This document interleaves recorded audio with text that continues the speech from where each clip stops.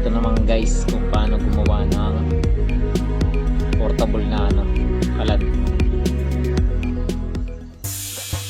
Cooking can, tapos liha 1000. Ayan, posporo,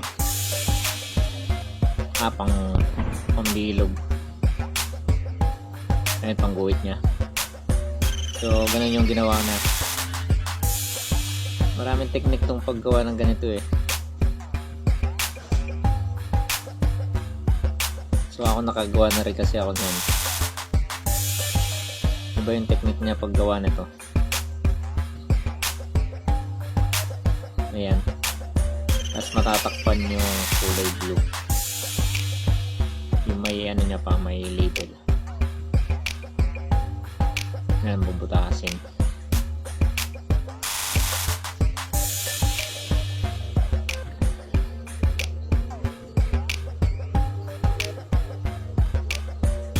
Iupi-upi ng konti para may pasok sa loob.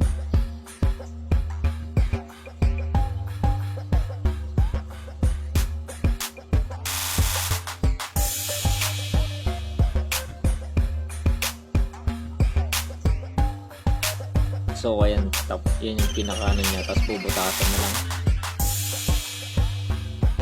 para nga lumabas yung niya, apoy.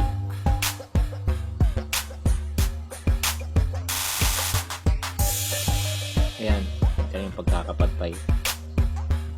Pantay-pantay talaga.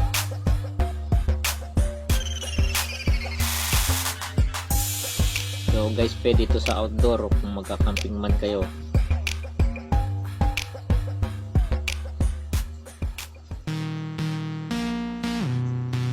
Ethanol 96%. So ini-inject niya yung niya. Pero sa atin lang dito yung Puri na isang bote na lacquer thinner, pwede na. So kasi itong ethanol na to hindi naman masyadong matagal maubos. Yung ethanol 96% matagal maubos yan, kaya yan yung ginamit nila. Kesa dun sa lacquer thinner, yun, makaubusan tayo kagad ng ganun. So ayan yung DIY nya. Iba-ibang technique yan sa paggawa ng mga DIY.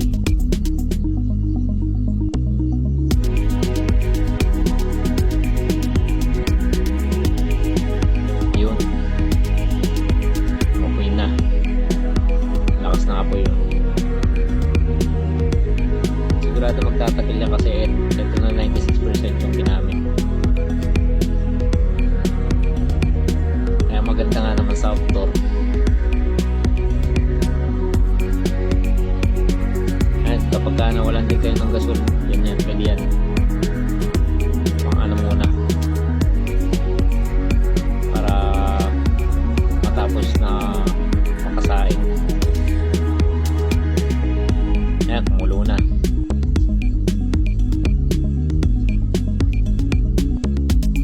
Okay. Tapos pagka matagal pa yung apoy,